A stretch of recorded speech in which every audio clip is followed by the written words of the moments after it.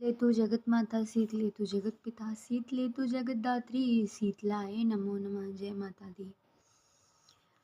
महर्षि मेधा बोले, देवी ने जब पराक्रमी दुरात्मा महिषासुर को मार गिराया और असुरों की सेना को नष्ट कर दिया, तब इंद्रादि देव समस्त देवताओं अपने कंधे तथा गर्दन को झुकाकर भगवती की स्तुति करने लगे।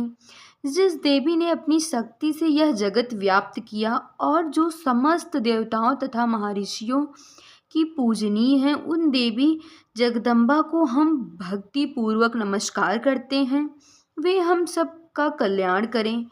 जिनके अतुल प्रभाव से बल का वर्णन भगवान विष्णु, शंकर और ब्रह्मा जी भी नहीं कर सकते, वे चंडिका देवी इस संपूर्ण जगत का पालन करें और अशुभ भय को नाश करें।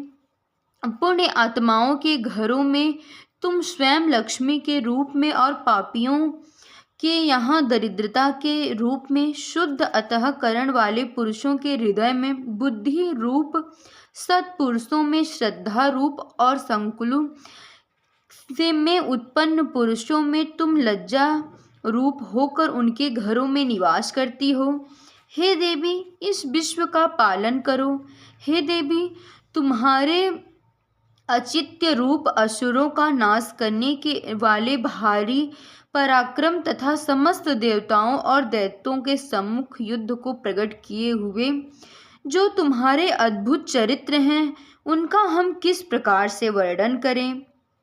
हे देवी, तुम संपूर्ण जगत की उत्पत्ति का कारण हो। हे देवी, भगवान विष्णु, शंकर आदि किसी भी देवता ने तुम्हारा पार नहीं पाया। तुम सबकी आश्रय हो। यह संपूर्ण जगत तो आपका ही अंश है, क्योंकि तुम सबकी आदिभूत हो, जिसके उच्चारण से संपूर्ण यज्ञों में सभी देवताएं तृप्त लाभ करते हैं।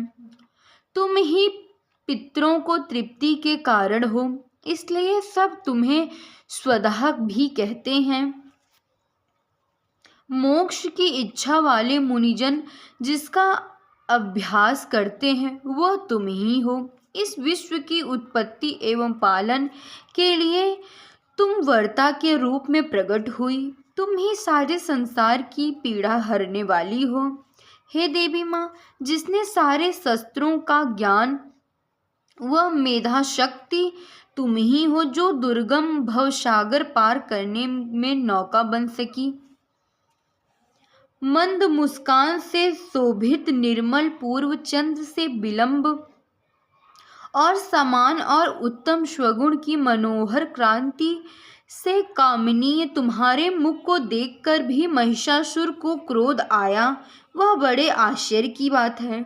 हे देवी, तुम्हारा यही मुख जो क्रोध से भरकर उदयकाल के चंद्रमा की भांति लाल हो गया है और तनी हुई भौहें के कारण विकराल हो उठा है, यह देखकर महिषासुर के प्राण नहीं निकले, यह बड़े आश्चर्य की बात है। हे देवी, तुम प्रसन्न हो।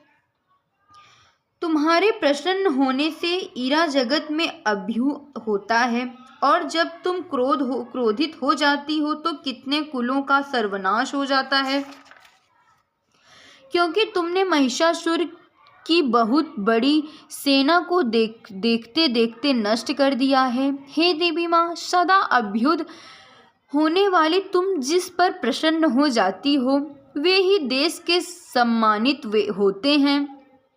उनके धन यश की वृद्धि होती है, उनका धर्म कभी शिथिल नहीं होता है। आपकी कृपा से धर्मात्मा पुरुष प्रतिदिन श्रद्धापूर्वक यज्ञ और धर्माकुल आचरण करता है, क्योंकि तुम तीनों लोकों में मनोवांछित फल देती हो। हे माँ दुर्गे, तुम स्मरण करने पर सभी जीवों के भय हर लेती हो और स्थिर चित्त वाले के द्वारा चिंतन करने पर उन्हें अत्यंत मंगलकारी बुद्धि देती हो। हे दुख व दरिद्रता हरने वाली देवी, तुम्हारे सिवा दूसरा कौन है जिसका चित्त सदा दूसरों के उपकार के लिए ही होता है।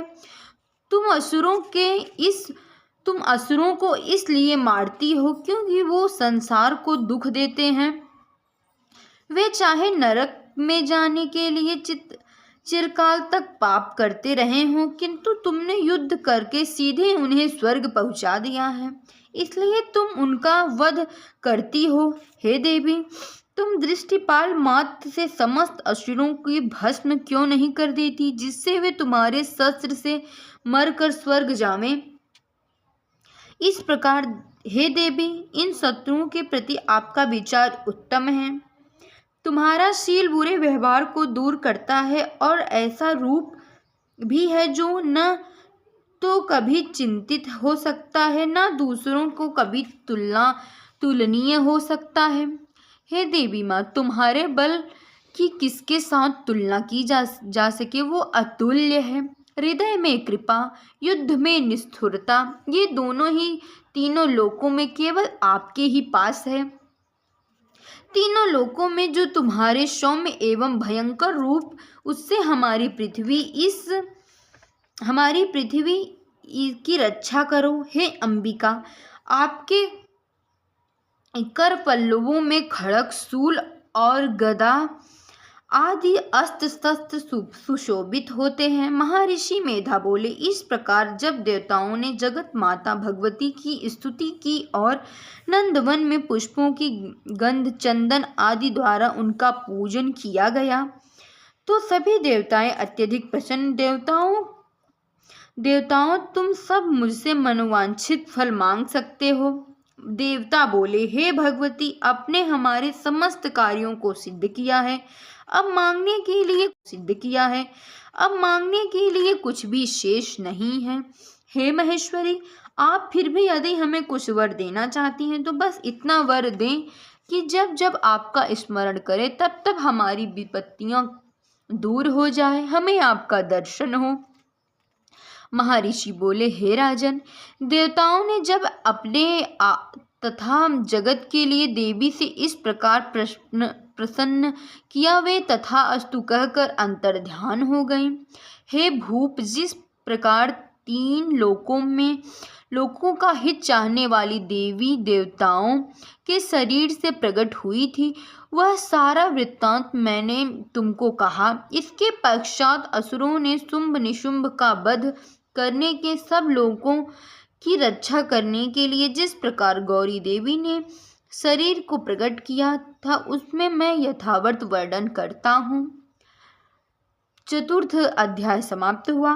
पंचम अध्याय में निशुंभ और शुंभ दैत्य के बारे में बताया जाएगा। जय माता दी।